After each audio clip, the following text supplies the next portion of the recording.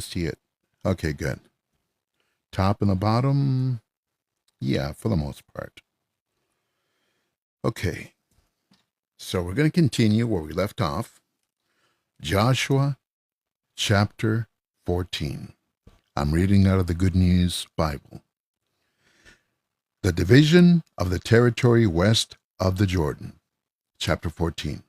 What follows is an account of how the land of Canaan west of the Jordan was divided among the people of Israel. Eleazar the priest, Joshua the son of Nun, and the leaders of the families of the Israelite tribes divided it among the population. As the Lord had commanded Moses, the territories of the 9.5 tribes west of the Jordan were determined by drawing lots.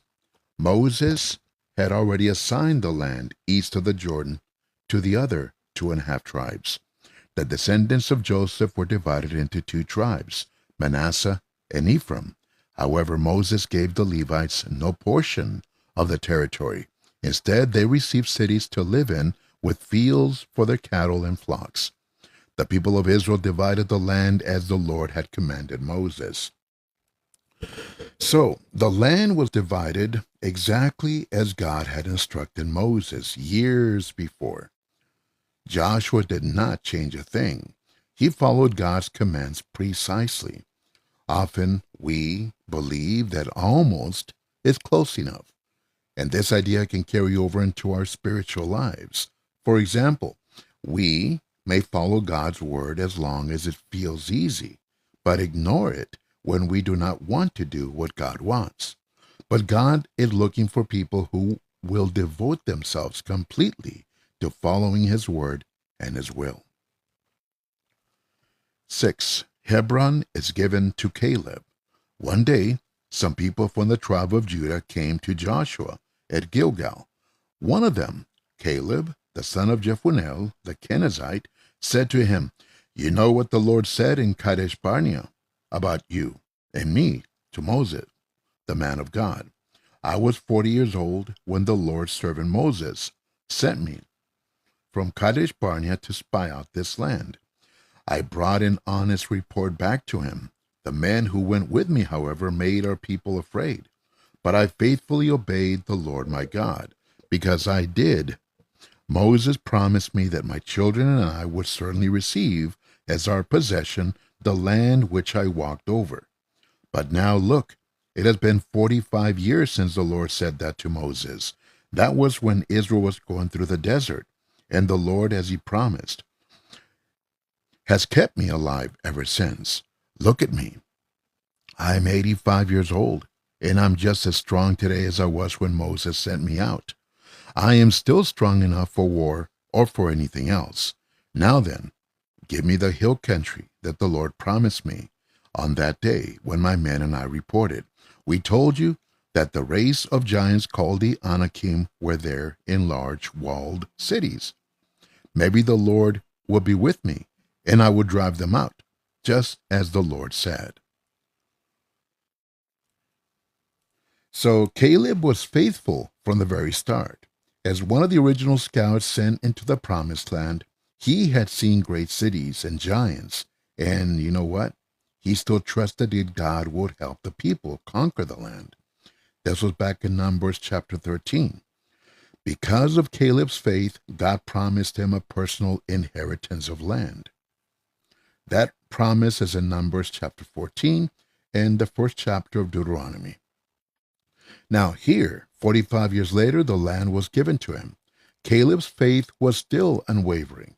Although his inherited land still had giants, Caleb knew the Lord would help him conquer them. Like Caleb, be faithful to God, not only at the start of your walk with Him, but also through your entire life. Be careful not to rest on your past accomplishments or reputation. So, when Joshua gave Caleb his inheritance, it fulfilled the promise that God had made to Caleb 45 years earlier. We expect such integrity and reliability from God, but do we expect the same from His followers? Can others expect it from you? Is your word this reliable? Is what I'm trying to say. Would you honor a 45-year-old promise? God would, and you know what he did. Even today, he is honoring promises he made thousands of years ago. In fact, some of his greatest promises have yet to be fulfilled. This gives us much to look forward to. Let your faith grow as you experience how God actually keeps his word. 13. Joshua blessed Caleb, the son of Jephunneh, and gave him the city of Hebron as his possession. Hebron still belongs to the descendants of Caleb, the son of Jephunneh, the Kenizzite, because he faithfully obeyed the Lord, the God of Israel. Before this, Hebron was called the city of Arba. Arba had been the greatest of the Anakim. There was now peace in the land. The descendants of Anak were people marked by extraordinary height and strength, who inhabited parts of the land before Joshua's conquest. Because of their height, they were sometimes referred to as giants. Chapter 15. The territory assigned to Judah. So now what we're going to read here in the next 12 paragraphs, notice that these boundaries and descriptions of the promised land are very specific. God was telling the people of Israel exactly what to do, and he was giving them just what they needed. They had no excuse to be disobedient. So let's start here. Verse 1. The families of the tribe of Judah received a part of the land described as follows. The land reached south to the southernmost point of the wilderness of Zin, at the border of Edom. This southern border ran from the south of the Dead Sea, went southward from the Arkabim Pass, and on to Zin. It ran south of Kadesh Barnea, past Hezron, and up to Adar, turned towards Karka, went on to Asmon, and followed the stream on the border of Egypt to the Mediterranean Sea, where the border ended. That was the southern border of Judah. The eastern border was the Dead Sea, all the way up to the inlet where the Jordan empties into it. The northern border began there, extended up to Beth Hoglah, and went north of the ridge overlooking the Jordan Valley. Then it went up to the stone of Bohan. Bohan was a son of Reuben. Then, from Trouble Valley up to Debir, and then turned toward Gilgal, which faces Adumim Pass on the south side of the valley. It then went on to the springs of En-Shemesh, out of En-Rogel, and up through Himnon Valley, on the south side of the hill where the Jebusite city of Jerusalem was located. The border then proceeded up to the top of the hill on the west side of Hinnom Valley, at the northern end of Rephaim Valley. From there it went to the springs of Nephtoah, and out to the cities near Mount Ephron. There it turned towards Bala, or Kiriath Jearim, where it circled west of Bala, toward the hill country of Edom, went on the north side of Mount Jearim, or Chesalon, down to Beth Shemesh, and on past Timnah. The border then went out to the hill north of Ekron, turned towards Shikeron, past Mount Bala, and on to Jamnia. It ended at the Mediterranean Sea, which formed the western border. Within these borders lived the people of the families of Judah. Okay, Caleb conquers Hebron and Debir. Verse 13.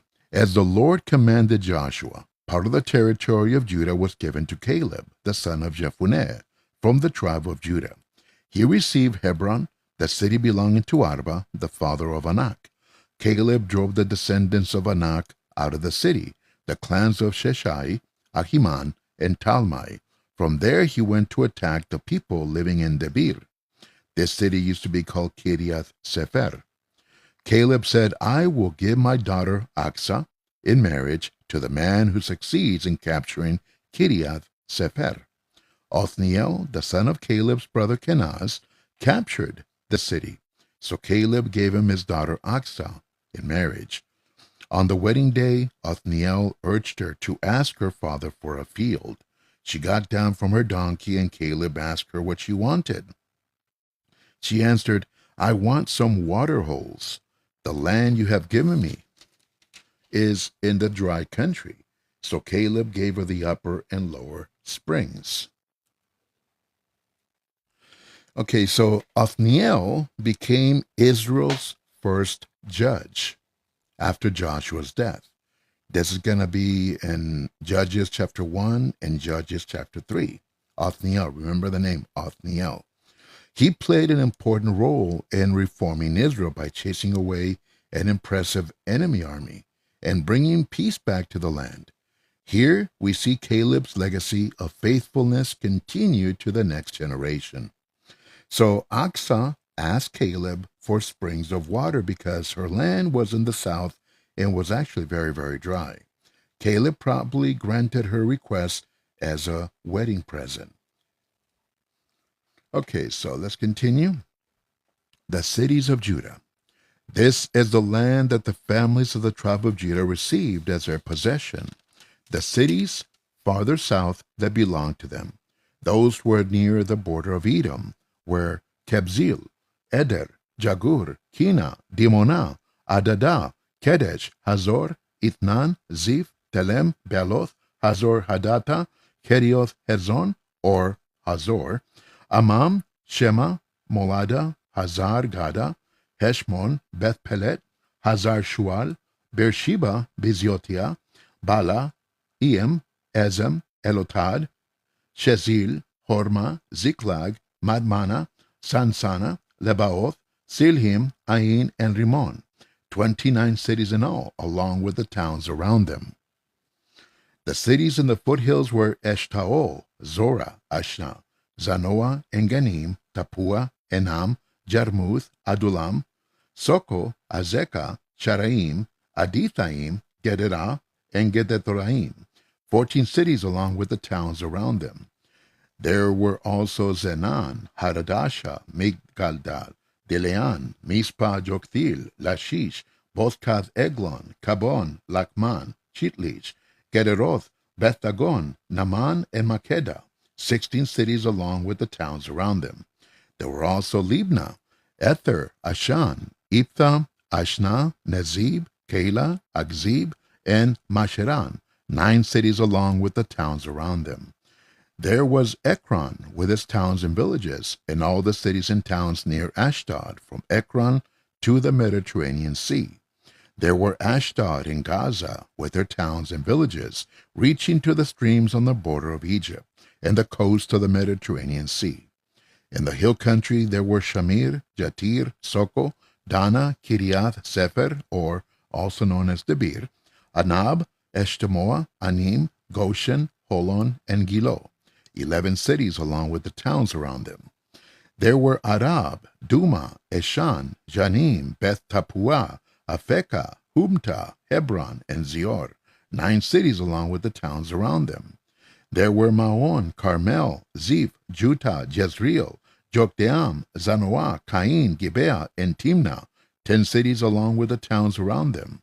There were Halhul, Beth Zur, Gedor, Marath, Betanoth, and Elkaton, 6 cities along with the towns around them. There were Kiriath Baal, or also known as Kiriath Jearim, and Rabbah, 2 cities along with the towns around them.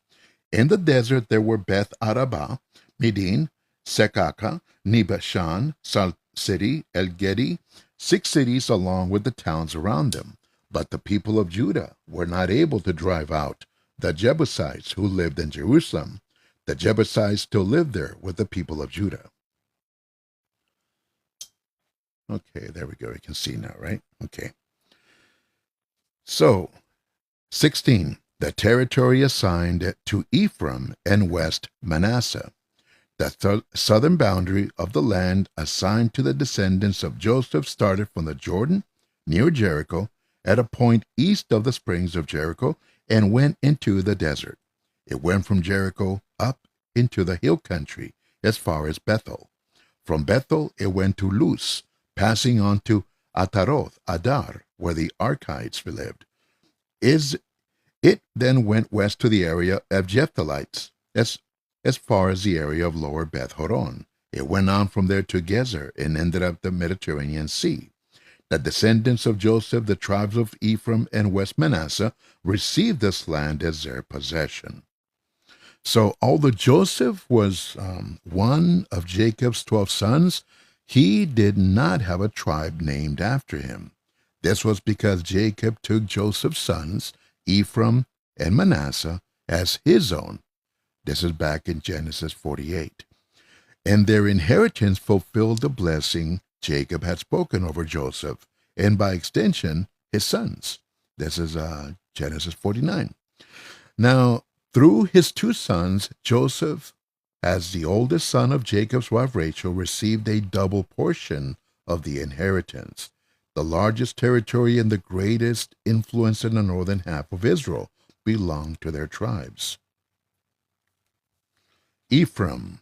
This was the territory of the Ephraimite families. Their border ran from Ataroth Adar eastward to Upper Beth Horon, and from there to the Mediterranean Sea.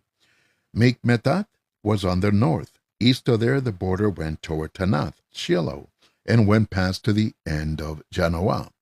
Then it went down from Janoah to Ataroth and Narah, reaching Jericho and ending at the Jordan. The border went west from Tappuah to the stream Canaan and ended at the Mediterranean Sea.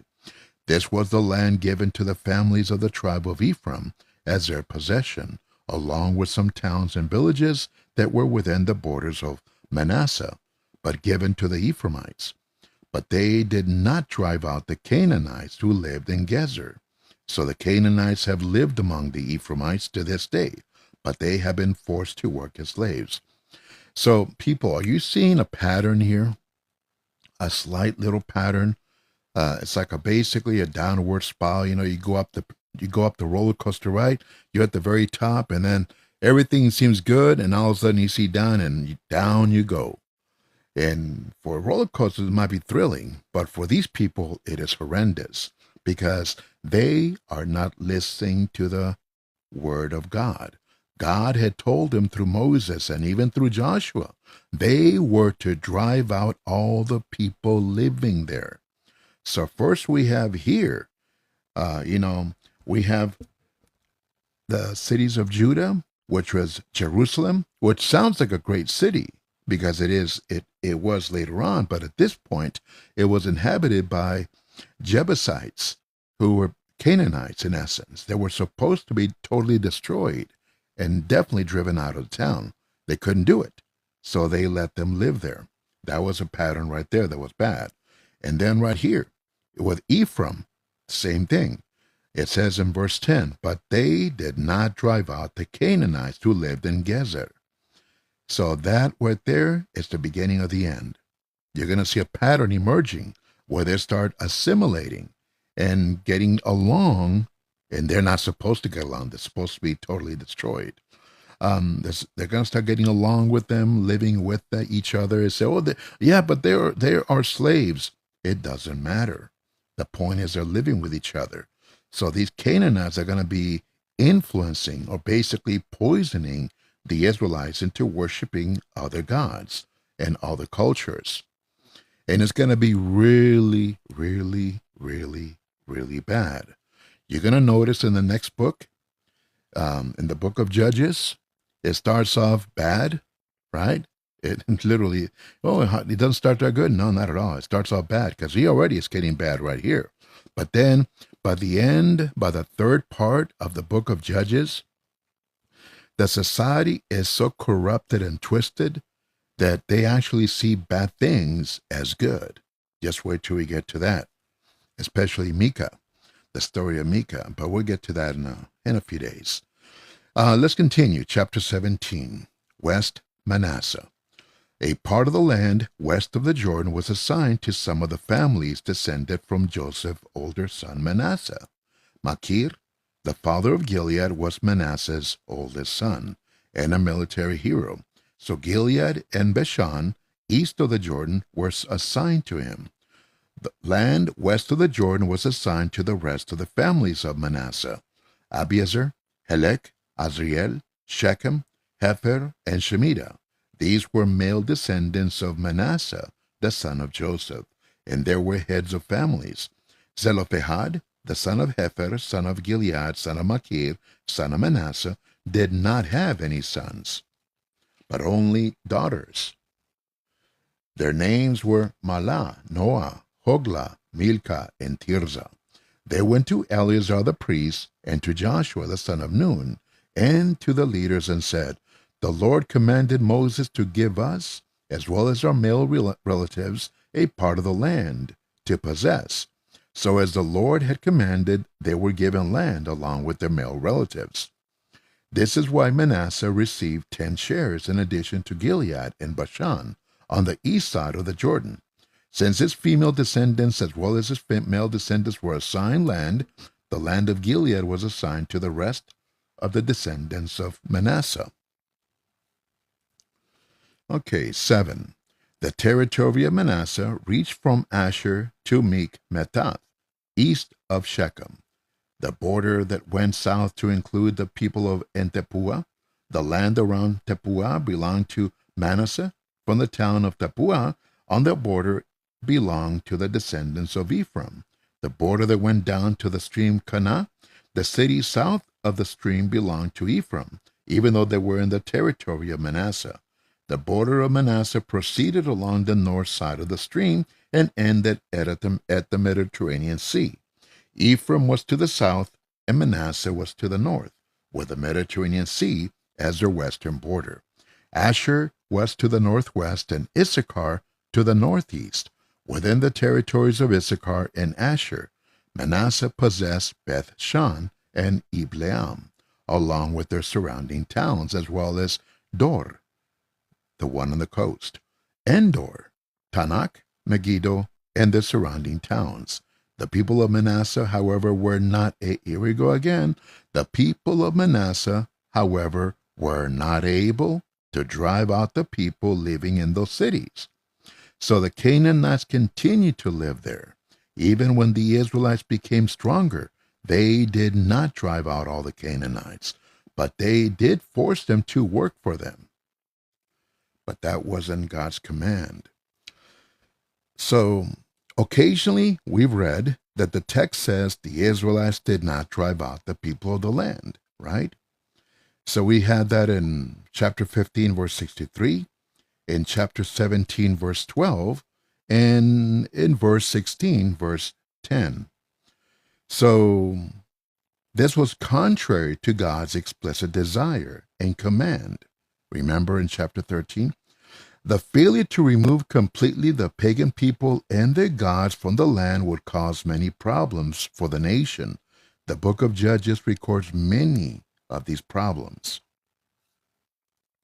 So, although women did not traditionally inherit property in Israelite society, right here in this area right here, the first verses of 17, Joshua carried out God's earlier instructions to Moses and gave these 5 daughters justice, despite the tradition, letting them inherit the land their father deserved.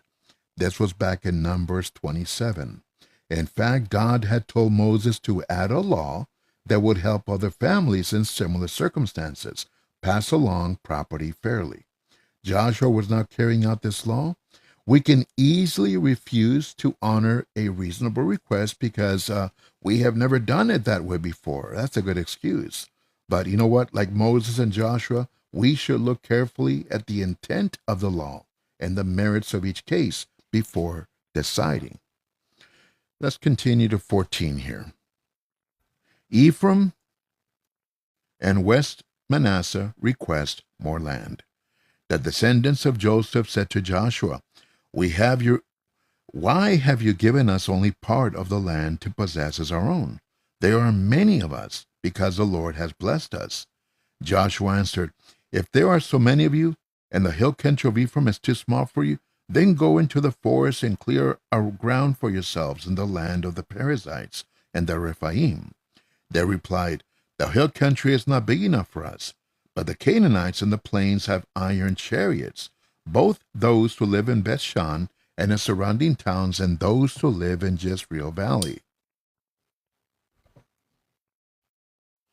Joshua said to the tribes of Ephraim and West Manasseh, there are indeed many of you, and you are very powerful.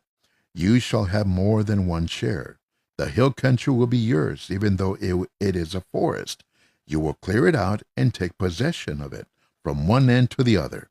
As for the Canaanites, you will drive them out, even though they do have iron chariots and are strong people. So you notice the two contrasting attitudes towards setting the promised land, settling. Caleb took what God gave him and moved ahead to fulfill God's plan for him. Back in chapter 14, he was confident that God would help him drive out the wicked inhabitants and that he would soon fully occupy his land. That was in chapter 15. So in contrast, the two tribes of Joseph were given rich lands and actually lots of it, but they were afraid to drive out the inhabitants and take full possession of it. Instead, they begged for more land. But Joshua asked them to prove their sincerity first by clearing the unclaimed forest areas. The tribes agreed, but guess what? They failed to do so. Judges chapter 1. They failed to do so. Chapter 18. The division of the rest of the land. After they had conquered the land, the entire community of Israel assembled at Shiloh and set up the tent of the Lord's presence. There were still 7 tribes of the people of Israel who had not yet been assigned their share of the land. So Joshua said to the people of Israel, "How long are you going to wait before you go in and take the land that the Lord, the God of your ancestors, has given you?" It's a good question, right? With most of the conquest behind them, the Israelites moved their religious center from Gilgal, where it was previously, that was near Jericho, remember?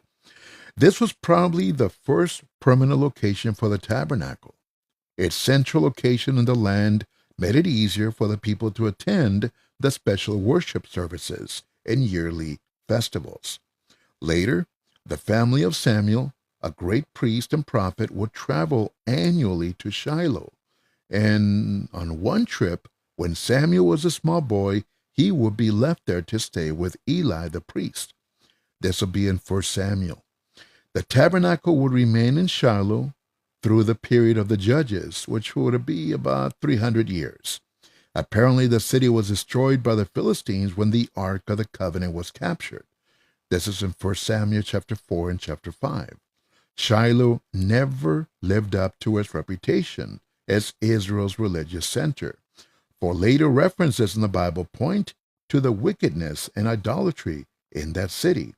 Some examples of idolatry and wickedness in Shiloh, you can, Psalm 78, Psalm 78, verse 56 to 60, and also Jeremiah chapter 7.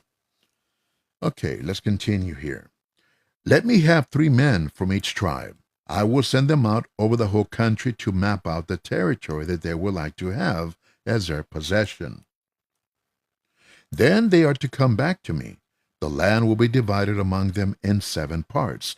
Judah will stay in his territory in the south, and Joseph in his territory in the north. Write down a description of these 7 divisions and bring it to me. Then I will draw lots to consult the Lord, our God, for you. So Joshua asked why some of the tribes were putting off the job of possessing the land. Good question. Often we delay doing work that seems overwhelming, difficult, boring, or even disagreeable. But what we don't enjoy can require concentration, require teamwork, require time and encouragement, and even accountability. But to continue putting it off shows lack of discipline, poor stewardship of time, and in some cases disobedience to God. Remember this when you are tempted to procrastinate something or to give up. Okay, let's continue from verse 7. The Levites, however, will not receive a share of the land with the rest of you, because their share is to serve as the Lord's priests. And of course, the tribes of Gad, Reuben, and East Manasseh have already received their land east of the Jordan, which Moses, the Lord's servant, gave to them. Verse 8. The men went on their way to map out the land after Joshua had given them these instructions. Go all over the land and map it out, and come back to me. And then here in Shiloh, I will consult the Lord for you by drawing lots. So making decisions by casting lots was a common practice among the Hebrews. Now, very little is known about the actual method used in Joshua's day. A type of devices, dice, stones may have been used, the Urim and the Thummim. Another possibility is that two urns were used, one containing tribal names and the other the division of the land. Drawing was named from each urn matched a tribe to a region. The Urim and the Thummim, explained in a note of Leviticus chapter 8, may also have been used. No matter how it was done, though, the process removed human choice from the decision, making and allowing God to match tribes and lands as he saw fit. Okay. So the men went all over the land and set down in writing how they divided into 7 parts, making a list of the towns. Then they went back to Joshua in the camp at Shiloh. Joshua drew lots to consult the Lord for them and assigned each of the remaining tribes of Israel a certain part of the land. 11. The territory assigned to Benjamin. The territory belonging to the families of the tribe of Benjamin was the first to be assigned. Their land lay between the tribes of Judah and Joseph. On the north, their border began at the Jordan, and then went up the slopes north of Jericho and westward through the hill country, as far as the desert of Bethaven. The border then went to the slope on the south side of Luz, also called Bethel, then down to Ataroth Adar on the mountain south of lower Beth Horon. The border then went in another direction, turning south from the western side of the mountain and going to Kiriath Baal, or also known as Kiriath Jearim, which belongs to the tribe of Judah. This was the western border. The southern border started on the edge of Kiriath Jearim and went to the springs of Nephtoah. It then went down to the foot of the mountain that overlooked Hinnom Valley at the north end of the Rephaim Valley. It then went south through Hinnom Valley, south of the Jebusite Ridge, towards En Rogel. It then turned north to En Shemesh, and then on to Geliloth, opposite Adumim Pass. The border then went down to the stone of Bohan. Bohan was the son of Reuben, and passed north of the ridge overlooking the Jordan Valley. It then went down into the valley, passing north of the ridge of Beth Hoglah, and ended at the northern inlet of the Dead Sea, where the Jordan River empties into it. This was the southern border. The Jordan was the eastern border. These were the borders of the land which the families of the tribe of Benjamin received as their possession. So the tribe of Benjamin was given a narrow strip of land that served as a buffer zone between Judah and Ephraim, the two tribes that would later dominate the land. Also, the valley of Ben Hinnom became associated with the worship of the Ammonite god Molech in Jeremiah's time. The terrible worship rites involved sacrificing children.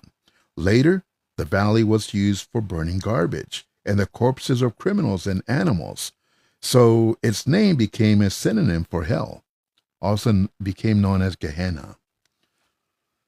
Let's continue here. 21.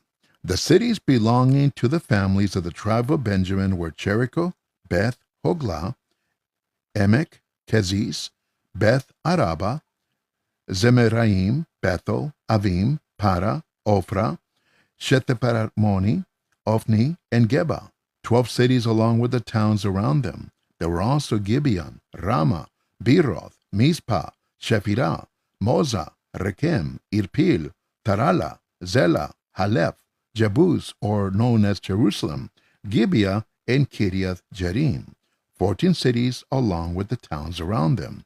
This is the land which the families of the tribe of Benjamin received as their possession.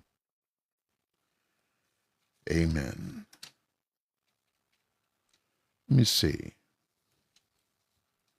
Yeah, we're going to stop here for right now. Maybe, let me see. No, we'll just read 19. Get it over with. The territory assigned to Simeon. The second assignment made was for the families of the tribe of Simeon. Its territory extended into the land assigned to the tribe of Judah. It included Beersheba, Sheba, Molada, Hazar Shual, Bala, Ezem, El Tolad, Bethul, Horma, Ziklag, Beth Markaboth, Hazar, Susa, Beth Lamaoth, and Sharuhen, 13 cities along with the towns around them. There were also Ain, Rimon, Ether, and Ashan, 4 cities along with the towns around them. This included all the towns around these cities as far as Balath Beer, or also known as Ramah. In the south, this was the land which the families of the tribe of Simeon received as their possession. Since Judah's assignment was larger than was needed, part of its territory was given to the tribe of Simeon. Okay, 10. The territory assigned to Zebulun. The third assignment made was for the families of the tribe of Zebulun. The land which they received reached as far as Sarid. From there, the border went west to Mariel, touching Dabesheth and the stream east of Jokneam. On the other side of Sarid, it went east to the border of Shishloth Tabor, and then to Deberath, and up to Japhia. It continued east from there to Gath Hefer and Ek-Kazin, turning into the direction of Nea on the way to Rimmon. On the north of the border, turned toward Hanaton, ending at Iftahel Valley. It included Kadath, Nerhalai, Shimron, Idalah, and Bethlehem, 12 cities along with the towns around them. These cities and their towns were in the land which the families of the tribe of Zebulun received as their possession. The territory assigned to Issachar. The fourth assignment made was for the families of the tribe of Issachar. Its area included Jezreel, Shesuloth, Shunem, Haphraim, Sheol, Anharath, Rabith, Kishion, Ebez, Remeth, Enganim, Enhedah, and Beth Pazez. The border also touched Tabor, Shahazuma, and Beth Shemesh, ending at the Jordan. It included 16 cities along with the towns around them. These cities and their towns were in the land which the families of the tribe of Issachar received as their possession. So Shunem was one of the towns given to the tribe of Issachar. When King David was elderly and frail, a young woman from Shunem, remember, was brought to the king to take care of him. This is in 1 Kings chapter 1. Later, Elisha stayed at the house of a wealthy woman and her husband who lived in Shunem. The couple's only son died, and Elisha raised him from the dead. This is in 2 Kings chapter 4. We read that a few days ago. Okay, let's continue on a little more. I got to mention about Tabor. Not that it matters, but the names may end up being familiar to you guys later on. Tabor is most likely Mount Tabor. It was a single round mountain that rises almost 1,900 feet from its base. Tabor served as an indisputable landmark at the border of 3 tribes, Zebulun, Naphtali, and Issachar. At this mountain, Deborah, remember the judges also, Deborah told Barak to call out 10,000 of his warriors. This will be in Judges chapter 4. The fifth assignment made was for the families of the tribe of Asher. Its area included Helkath, Hali, Beten, Aksaph, Alam Melech, Amad, and Mishal. On the west, it touched Carmel and Chihoth Libnath. As it turned east, the border went to Beth Dagon, touching Zebulun and Iftahel Valley on the way north to Beth-Emek and Neiel. It continued north to Gabul, Ebron, Rehob, Hamon, and Kenah, as far as Sidon. The border then turned to Ramah, reaching the fortified cities of Tyre. Then it turned to Hosa and ended at the Mediterranean Sea. It included Mahalab, Akzib, Umah, Aphek, and Rehob, 22 cities along with the towns around them. These cities and their towns were in the land which the families of the tribe of Asher received as their possession. Naphtali, the territory assigned to Naphtali. This is going to be close to Sea of Galilee. The sixth assignment made was for the families of the tribe of Naphtali. This border went from Haleph to the oak and Zanaim, on to Adaminekeb, and to Jamnia, as far as Lakum, and ended at the Jordan. There, the border turned west to Asnath Tabor, from there to Hukok, touching Zebulun on the south, Asher on the west, and the Jordan on the east. The fortified cities were Zimdim, Zer, Hamath, Rakath, Shinnereth, Adama, Rama, Hazor, Kedesh, Edrei, and Hazor, Giron, Migdalel, Horem, Bethana, and Beth Shemesh, 19 cities along with the towns around them. These cities and their towns were in the land which the families of the tribe of Naphtali received as their possession. So the tribe of Naphtali were descended from Jacob's sixth son, who had been born to Bilhah, Rachel's maidservant, back in Genesis chapter 30. Nazareth and Capernaum were located within the historic borders of Naphtali. This is where the Lord would eventually make a lot of his rounds in that area, around the Sea of Galilee. In the time of Jesus, this region was despised by the religious leaders in Jerusalem, but this is where Jesus would grow up and where he would spend the most time during his 3 years of active ministry. The prophet Isaiah predicted that the land of Naphtali would be humbled, but would later be filled with glory. Isaiah chapter 9. The territory assigned to Dan. The seventh assignment made was for the families of the tribe of Dan. Its area included Zorah, Eshtaol, Ir Shemesh, Shalbim, Ajalon, Ithla, Elon, Timnah, Ekron, Elteke, Gibeton, Balath, Jehud, Bonberak, Garihamon, Merhakon, and Rakon, as well as the territory around Joppa. When the people of Dan lost their land, they went to Laish and attacked it. They captured it, killed its people, and claimed it for themselves. They settled there and changed the name of the city from Laish to Dan, naming it after their ancestor Dan. These cities and their towns were in the land which the families of the tribes of Dan received as their possession. So this is like way far in the north. The tribe of Dan had found that some of their land was difficult to conquer, so they chose to migrate to Laish, where they knew victory would be easier. They did not carry out God's will. Anyone can trust God when the going is easy, but our faith and courage are put to the test when everything looks impossible. Have faith that God is great enough to tackle your most difficult situations, especially when God is the one who placed you there. The final assignment of the land. When the people of Israel finished dividing up the land, they gave Joshua the son of Nun a part of the land as his own. As the Lord had commanded, they gave him the city he asked for, Timnath Serah, in the hill country of Ephraim. He rebuilt the city and settled there.